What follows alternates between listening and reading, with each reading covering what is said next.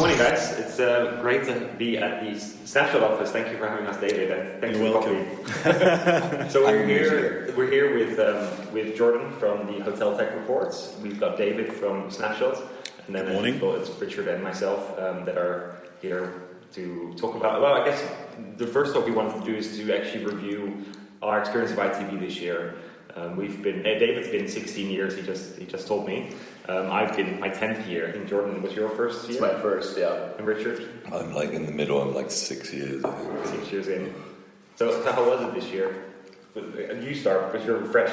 Yeah, I mean it's been an incredible experience. Like we rarely get to interface with all of our great European partners like you guys, and it's just been incredible to see. I flew in late on Wednesday night, went straight to the travel tripper party, got to meet a lot of hoteliers there, had an incredible time. And I think, just seeing what everyone's laying out, it really is like you guys are at the center of what's going on in this industry. Like we're moving away from a world of closed systems, and we're moving to a place of integrations, and there's a lot of incredible people working towards building a much easier, faster world that evolves much faster in the realm of technology and hotels, and it's really awesome to see everyone working together to get there. Yeah, because this is your first time at a European show, or you've done other shows like ITB before? No, it's my first time in any of them.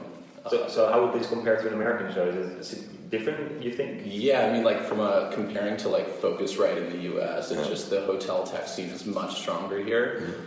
It's just much more distinct, and it seems like it's a more tightly knit community, which is really cool to see. And then a lot of our American partners too have booths out here as well. And what would you, if you would come back next year, what would you do differently? Because you're a newcomer, so it was great to see how it's set up, but would you have a different approach next year to getting better appointments or having a booth or... Yeah, I mean, we got pretty lucky and we're pretty booked up solid the entire time getting ahead of it this year, but I think we probably would do a booth. I think what the Hospitality Industry Club did was pretty interesting. Yeah. And I think given where we sit in the market and all the great partners we have, we could do something pretty interesting. Yeah, so the Hospitality Industry Club, they gathered a number of startups at their booth at different prices, at very friendly startup prices, so that young companies get the chance to actually access the show and have a central place to meet with their clients, and I actually really liked it, and we were big supporters of them because I think they help young companies like ours to kind of have a standpoint at a show like this, whereas previously we'd be wandering the halls and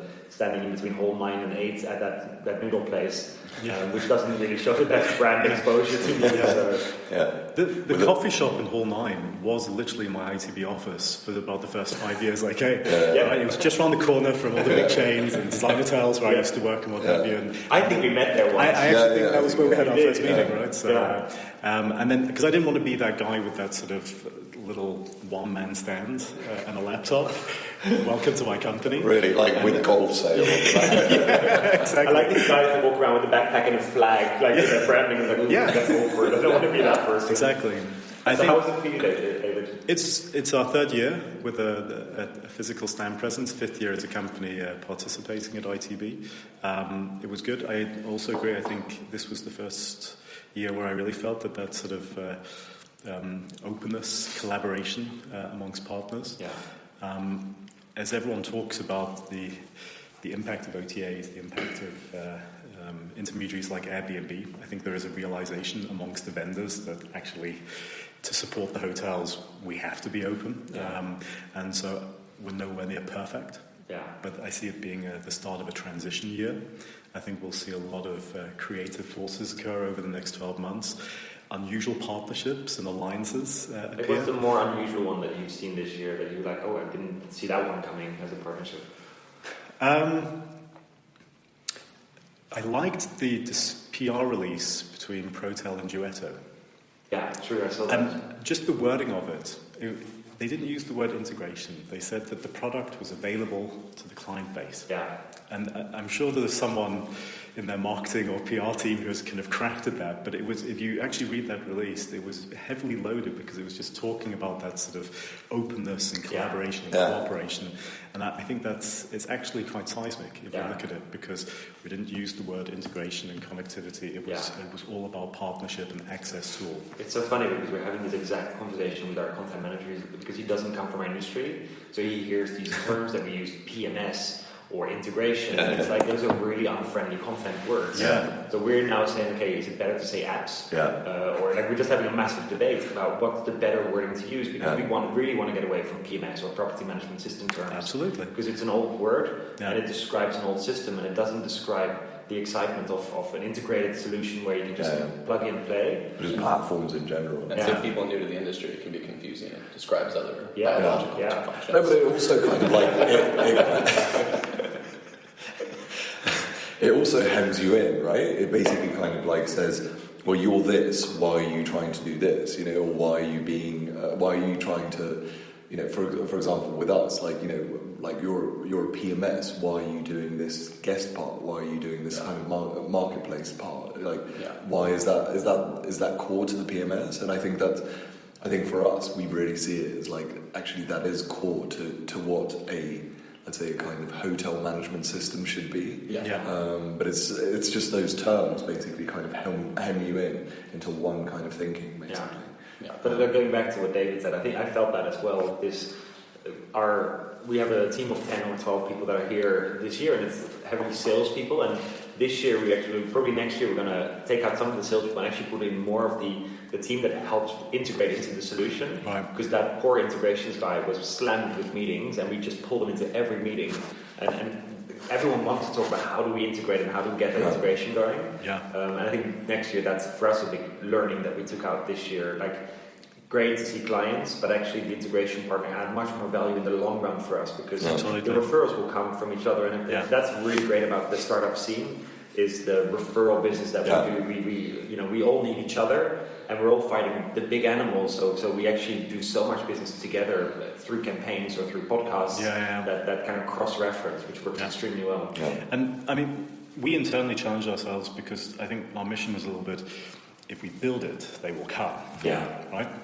So we've done that now, and it's all there, and we've got these thousands of hotels, and we've got a tremendous number of developers connected and data partners connected, and we're still looking at this going, the education piece, which we've been doing now for close to 5 years, but changing that mindset away from RFP, purchase order, bank transfer, over to digital consumption of technology, it's still going to take years to kind of to take that shift, and I think that's where we now all have to be patient. We have to be patient and not give up. I keep saying it's like getting my kids to eat vegetables. You've got to do it like 12, 13 times before broccoli's accepted. And as an industry, we have to stay patient now and play this out, because it will take several years.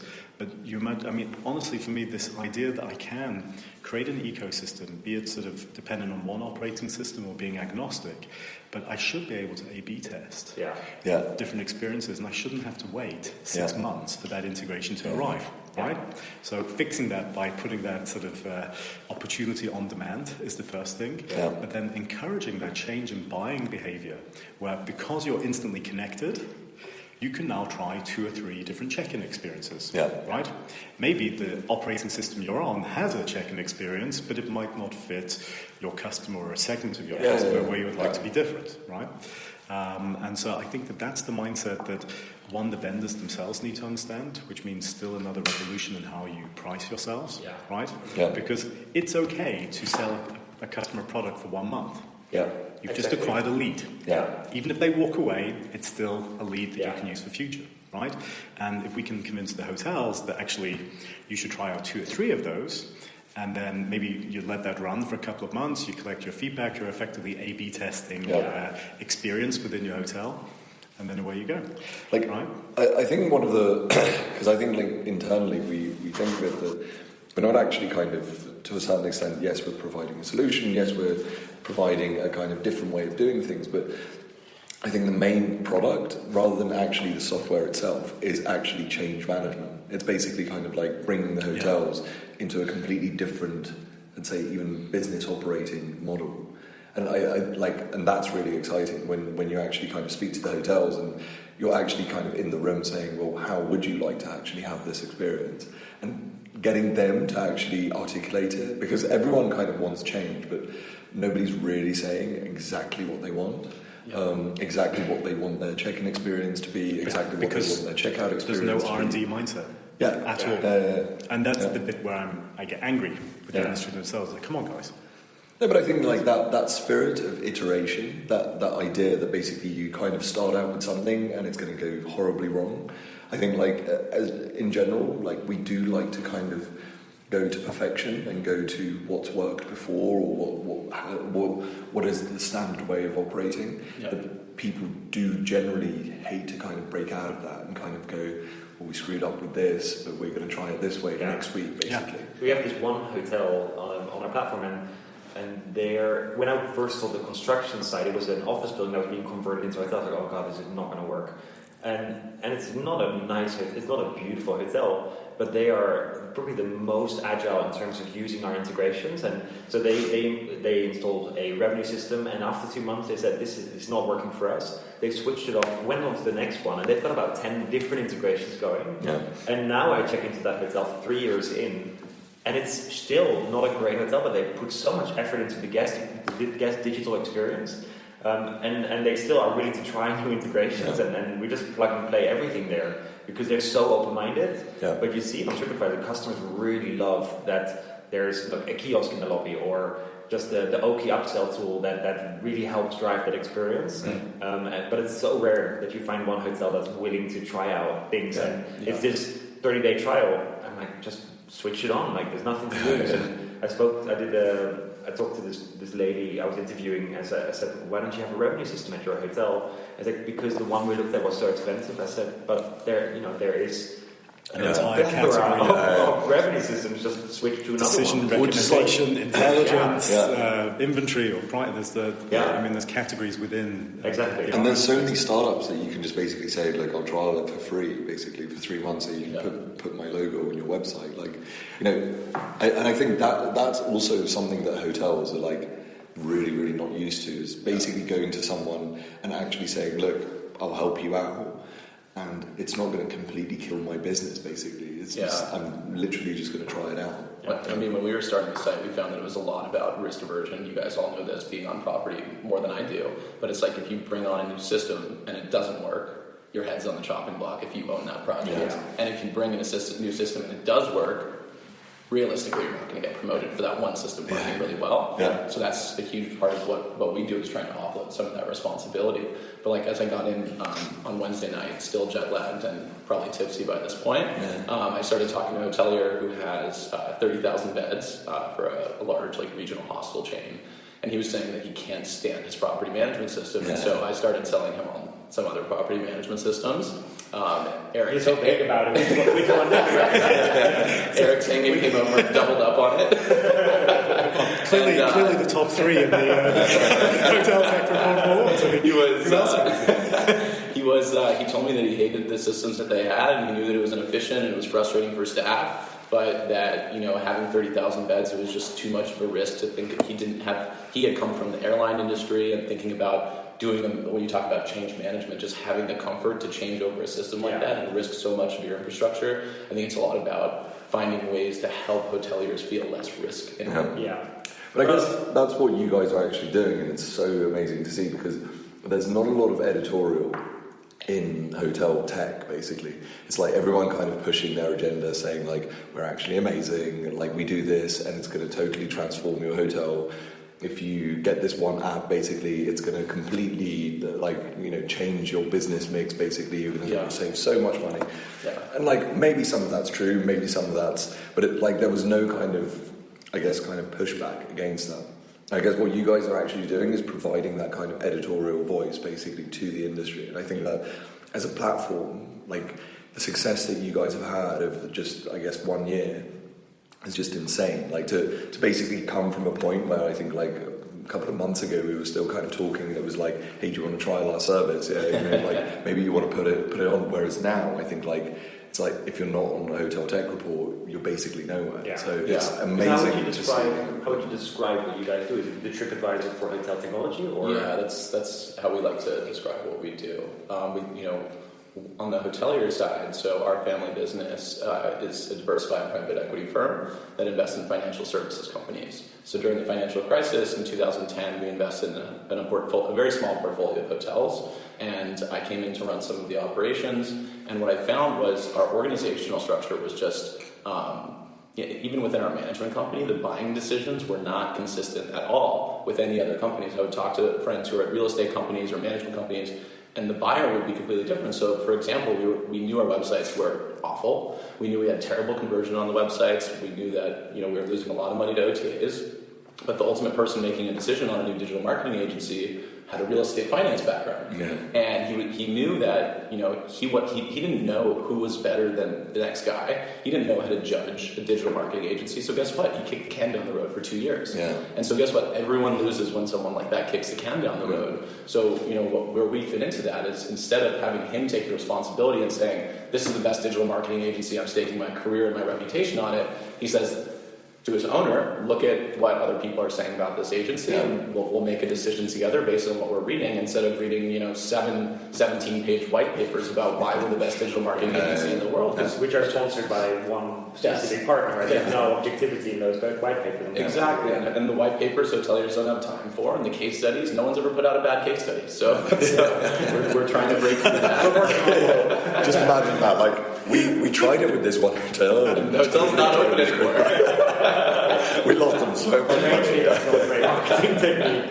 So we like to, we think those two are important. Case studies and white papers are what you promise to clients, and then the reviews are how well you deliver on that promise. And we think that builds trust throughout the sales process. Kind of as we were talking about, we view ourselves more as sales enablement and lead generation today. I think as we get up to scale, that will change over time. Yeah. But this is about giving your sales team a way to offload some of that responsibility. So we latched onto you, and I guess David as well, right? So it's such a great platform that represents us in such a good way. Do you find that the older platforms that have been around for decades, have they similarly latched onto Hotel Tech Report? Yeah, so I'd say it's a mixed bag. We're starting to speak with Oracle a little bit more. We have worked with TravelClick and Amadeus. For them, I think that they generally feel like they have a lot to lose in the industry because they have the market share. Yeah. But they also realize the transparency is coming, and so they're kind of dipping their toes in the water with us. Yeah. TravelClick got really involved in the Hotel Tech Boards and did an incredible job towards the end, and we have some good relationships there. And I think that what they're seeing is that they need to move towards a more open world. They need to move into a place where they're getting more public feedback on their product, and they need to iterate more quickly, and they need to network and learn from network and learn from startups like you guys. Yeah. And it's just the same as how TripAdvisor started as well, right? Everyone has that sort of transition period where they fear it to begin with, and then they cautiously observe it, they put their toe in the water into it. But it's important that I call them the incumbents participate, because that's where you'll drive the number of reviews, right? Yeah, and for them to be perceived as transparent and innovative, it helps their perception in the marketplace, and will enable them to sell better as well. So if anything, that's basically the buzzword of this year. I think at ITB, everyone's talking about transparency, and I think it's actually really great to see, and really great to hear that everyone's kind of talking about it, from the OTAs to the tech providers, basically, and everyone's kind of actually embracing it. And I think that the last bastion of that is the hotels themselves, basically. I think a fragmented industry supplied by fragmented technology vendors, and then we complain about OTAs and guys like Airbnb. Yeah. And genuinely, I do frequently say this: stop complaining, suck it up. Yeah. They do it better. Yeah, they do it better because they build everything around the customer. That's their single image of how they build everything, right? And it sounds crazy, but this uneducated hospitality Airbnb host provides a better arrival experience than the average hotel, because all friction was removed from I think, right? And when you can educate an owner to say, that's what you should aspire to. Stop complaining about a percentage or a line item in your P&L and start to imitate, because yes, they have mastered the art of the shopping and retailing travel. Right, and it's our responsibility to just simply get better at that. And as vendors, it's our responsibility to equip those hotels to be able to make those decisions quickly. I'll quote Leonard from Citizen M here, which is quite common whenever I'm speaking in public. But he did say... I thought you said Lenin. No. Education. Yeah, there you go. But Leonard from Citizen M, he said, we were asked to wait 6 months to do an integration, and we wanted to do it in days to test if that change in experience would have an influence on reputation. Yeah. And that was their eureka moment where they realized, this sounds crazy, but we're going to have to build it ourselves. Yeah.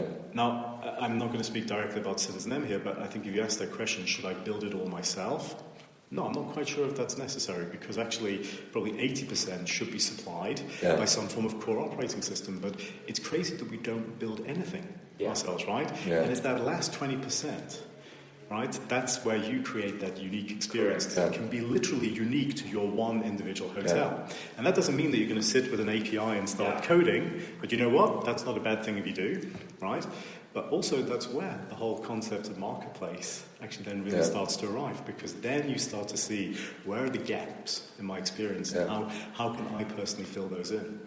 And I think that's what's exciting. Yeah. And it doesn't matter whether you are agnostic of PMS as a marketplace or whether you are an operating system creating that. It's that culture. And again, let's not now start the battle of the marketplaces. Actually, quite the opposite. Let's start the combined battle of the education. Owners and operators to go with us on that journey and realize that consumption of technology now is absolutely essential. Right?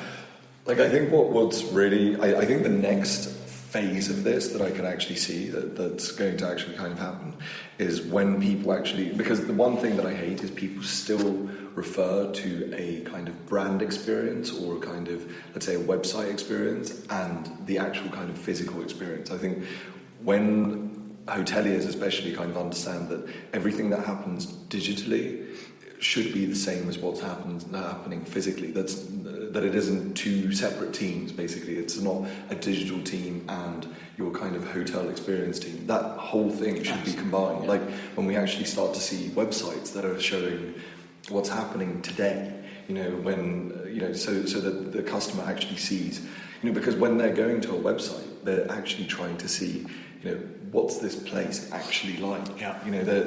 And so a lot of the times, the hotel just basically sees it as like, oh, it's actually the same as a brochure.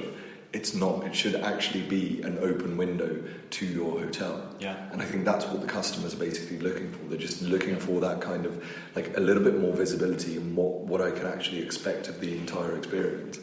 We are, as an industry, crowd pleasers, right? So the average European 4-star hotel, if you say to them, who's your customer, they'll say, well, we do corporate, and we do groups, and we do leisure, and we've got weddings, and we do meetings. And I'm like, you're 80 rooms.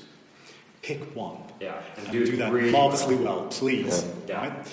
And it's been an eye-opener for me getting closer to the hostel industry and Wise. And honestly, in the last 12 months, I've got so much respect for a lot of the hostel operators.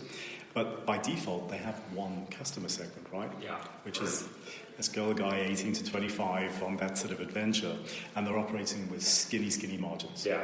And in that sort of, there's that unique opportunity to do something that's highly innovative, but it must be very cost effective. Yeah. And there's what I've noticed with a lot of the hostel operators is a real fail fast mentality. Yeah. Right? Apply that to the 5-star segments of hospitality, and it's the polar opposite of that. Yeah. But they forced us to, because if you think about a room, which in a hotel you have 2 people sleeping, they have 8 people in a room. Yeah. But that means 8 check-ins instead of 1 check-in for the room. So we built in all these features to just support this group business and fast check-ins and automatic online check-ins and kiosks, just to facilitate that really young segment that understood the technology piece. Yeah. And we really like the hostels because they are just open to any crazy idea that we have and we try it out. Yeah. And I think hotels are much slower in adapting to that, even though their customers are all on iPhones and experiencing mobile. But have you noticed it's because the owner is closer to the operation? Yeah, that's true. Because that was going to be my question, which is then, so we all agreed now that all the vendors love each other now, right? We're all going to collaborate. All the new ones. We'll all collaborate. Okay, might still take 18 months for the integration to complete, but we're all going to do that. But where's the inception point to cause this change? Because we will build it, and then the question is, who's going to use it in that who's actually way? using that way? Yeah. And that's, I guess, my big question: where do we start it? Because we tend to kind of start ground up, mid-level within the operation itself, and just assume that hitting those influencers that it will eventually get there. It doesn't. Right? Yeah. Development projects are not interested in talking about technology implementation until much later in the whole creation of that, which I find bizarre. And so I don't have the answer, but I think a lot of that will be driven by the market. Going off on your comment, but it will actually just be driven by the fact that more nimble players will end up dominating the market and making more money. And I think that should be the way that things operate, and that will be the way that things go. Robin Rossman, Managing Director of STR, yesterday in a forum made an interesting observation and says, listen, I come from the real estate side. And he said, my biggest issue is that where's the ROI on this technology? He said, it's almost impossible to track a lot of this new technology and really prove this is the return on investment. He says, we're very simple people in real estate and finance. Present us with the ROI at the right moment. And I think that's But it's tough, right? So in a marketplace platform like you are, or where we do lots of integrations, is it us who brings the innovation because we've integrated that, and is that our value, or is that the value of the company that's integrated? And how do you measure a PMS value add, right? So the cost saving, I guess you can easily compare to how it was before, but the revenue add is the really difficult argument to say, okay, we've now integrated with Snapshot, and then is it because we've integrated that's the value of Mews, or is it then the value of the platform of Snapshot? That's the first one. Yeah. I wish. But I have these research trainees who are doing projects on very small pieces. Like how much time do people spend at the reception desk? Just go sit in the lobby of an old style PMS and a Mews hotel, and then literally just timing, because there's no other way to then measure what's the impact of a cloud system versus a on-premise. But we all touch on so many technologies, and I really struggle to kind of put that into a way to the customers, explaining them piece by piece where all the benefits and the cost savings elements sit. Right. But I think it's also then about the operator then actually being able to be comfortable with that. So I think one of the most frustrating things is basically when a hotel will go to Mews, take us up, and then not change anything in the way that they operate their hotel. Which is the bulk of our hotels, to be honest. They buy these. I was in this hotel the other day, and it was summer, and they had a reconstruction going on, so I had to go through these corridors, and to get to the reception, I had to go through the garden, a really lovely garden, to the corridors to the reception. And I said to the owner, I said, you bought a mobile system, why are you not sitting in the garden with your reception? There's no need to stay static where you were because you've always done that. And his eyes opened, he's like, oh my god, you're so right. It's like a facade of a desktop computer around it. Exactly. So thank you've gone mobile, just removed the reception, just to get them roaming. But it's just that, we've always done it, so why would I deviate from that path? That's the biggest challenge, I guess. Yeah, I think a lot of times it's kind of the profile of seniority on property, and it's a generational thing. So the general manager of today typically hasn't been using technology on property as much. It's much more of an HR role. It's much more managing people and guest experience. And what you're seeing is we have so much white space. Today we only have about 7% of hotels globally are using revenue management software. You look at, we talk to our partners like HelloShift or Alice, and we're asking them, who are you selling against? We're not selling against anyone. These guys are using pen and paper. So as these systems continue to get market share and take up the white space, that means you have front office managers who are starting their careers and they're using technology. They don't need a classic Cornell to do that. They just use it. And then once they become general managers, hopefully we'll all look a little different by the time they move into that role. That's actually somebody asked who's your biggest competition basically for your product? It's inertia. That is our number one competitor. Is basically no change. And that's the worst. The 10-year buying cycle of PMSs in Europe is your competition. Yeah, it really is. But we hope, because of the dissatisfaction of some of the older players and So most of our leads come now from integrated partners, young companies that want to put their really lean product in, and they say to the owner, like, we can't integrate with this old style platform. You're going to have to change. And then we get introduced to these hotels, and we start, and actually, rather than us doing cold calls to hotels, most of it comes from very young, small startups that have a way into the hotel, and that can then say, but there's something wrong with your infrastructure that you, at the heart, have to change before you can then do all the cool things you want to do. Yeah. You can't do that on the old platform. This whole generation of startups, though, and I think the problem is that the owners, the people investing in technology, are still perceiving them as nice to haves. And not must-haves.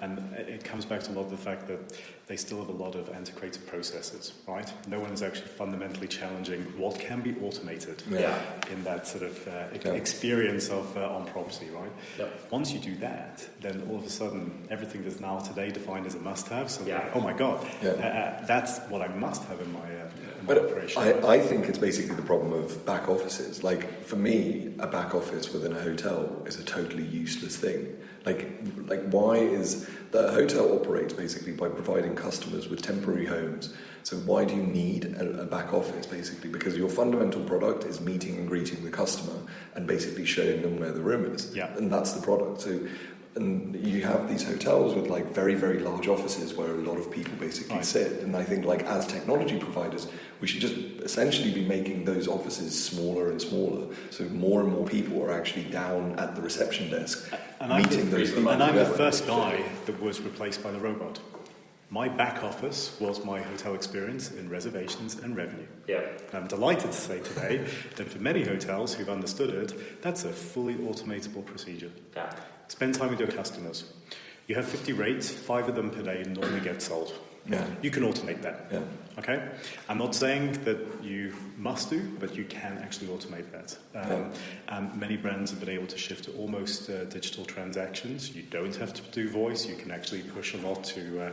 and again, that's that argument for saying, should I potentially recruit a first-time customer through an OTA? Well, potentially you could consider it that way, because if you get them back through great experience on property, then that retention means that they will always come back through a direct channel.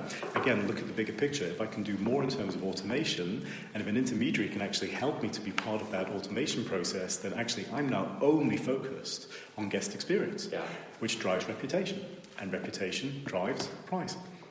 Right? And ultimately profitability. And but that's, I think, the education process is getting these owners, getting developers to now, I mean, look at the number of new build projects where we still have 1980s processes in place. This is just crazy, right? So that concept of high tech, high touch. Again, that's the sort of the missing piece that the owners need to hear. You can have both. You can have that really great live experience were you to automate the rest. I agree. So David, I know you for a few years. I think we just have the same conversation every time. It's so funny because you were my go-to when we were building, because you were working with my friend on the Aviator Hotel at the time. Right. And we were building our booking engine. So I'm sure she'll be listening.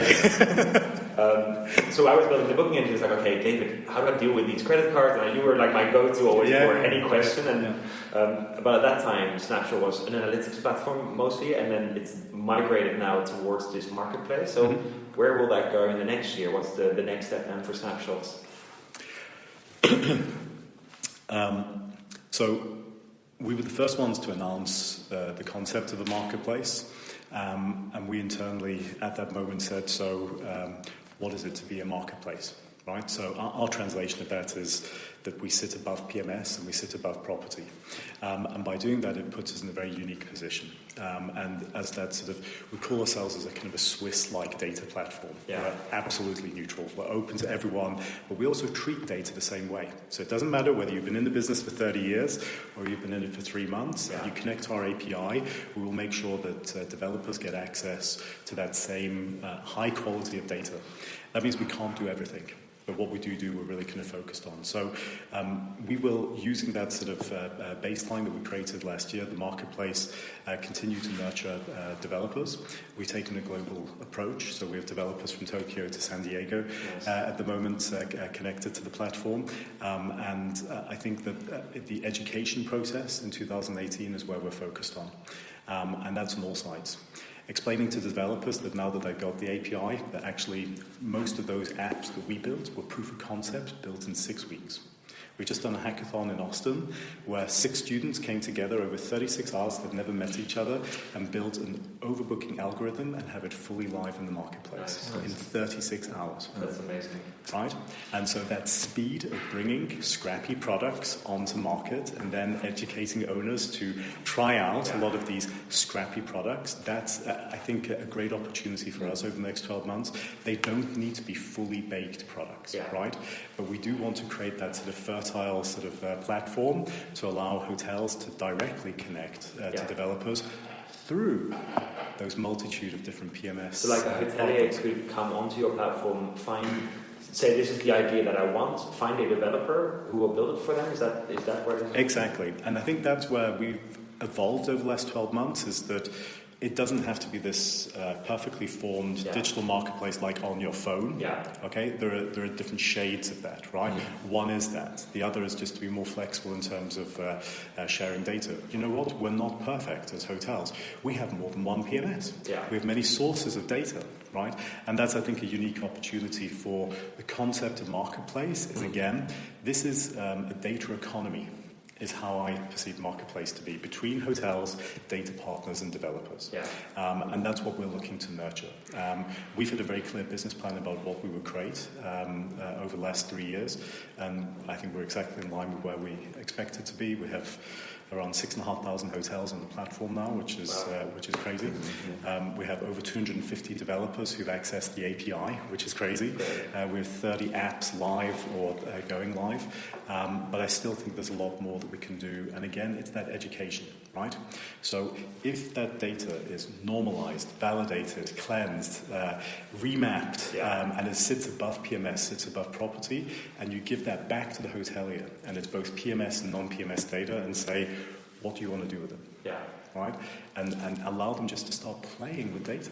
We don't explore enough. We don't, and you know, our data scientist that sits here in our Berlin office does not come from hospitality, but he just throws live data into Tableau, and within 2-3 minutes has just worked out a pattern or an anomaly in a hotel's data behavior, and goes back to the key account manager and says, "Look, it's really obvious what the problem is in their business. It just keeps repeating itself every couple of months," and that's the kind of exploration that I think that marketplace also can do. It doesn't have to be a fully baked product. It can just simply be that we've removed the collection and storage problem. Now go and access it and play with the data. So any hotelier listening that is thinking, I've got this great idea, and I want to build it, so how would they go about it? So they have to then take a developer on your platform and then pay them, or let me put this back. It's not just Snapshot, but anyone that's got these open APIs, right? I mean, just start throwing this into any kind of tool, Tableau, Power BI. Stop pretending none of us actually know how to use these tools. Go and get schooled, because it is a little bit complex. Everything and it helps. Right. You get anywhere. But I think that's the first thing. Secondly, there are hungry developers sat in postgraduate laboratories and universities all over Europe, hungry for data, who will work for free. And I think that's one of the issues, is that we want to wait and buy off-the-peg stuff, but we're not willing to invest ourselves in just having someone looking at the data. Just get it out there, sort of democratize it, let other people work on your behalf. And I think that kind of mindset, that's like bringing the startup culture into the hotel. Right?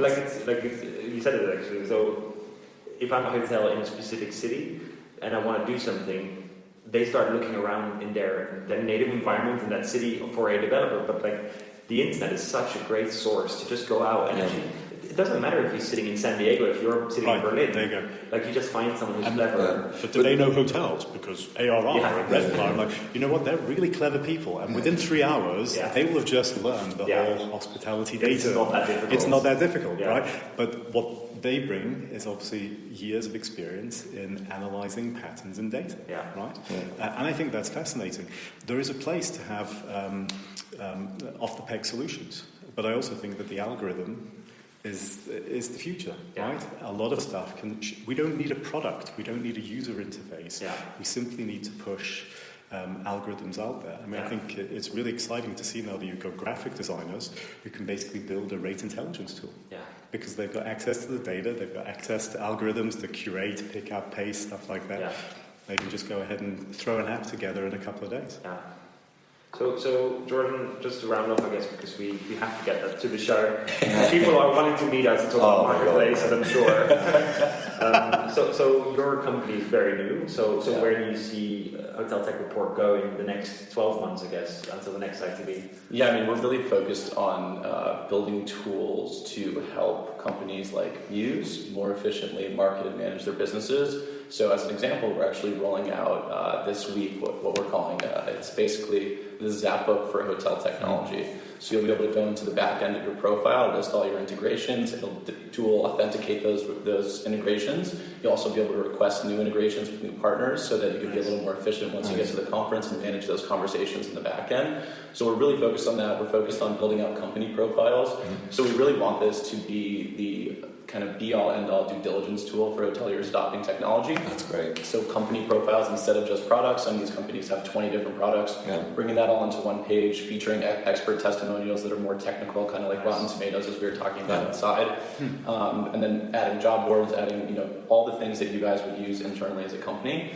But in the long term, I think this conversation really elucidates a lot of what we've been seeing in the market. And when I couldn't sleep last night, I was listening to a Tim Ferriss talk as well, and he's like, when people say that fat people are fat just because they can't control themselves, that's a lazy answer. Yeah. The problem is it's a poor incentive structure. They don't perceive that eating healthy is going to get them where they need to go. If you show them exactly how to do that, they will get there. Yeah. And I think when I look at this industry, and we talked about the buyers and the sellers in the market. There's a lot of incentive problems here, and the incentives aren't just on providing transparency on the technology side.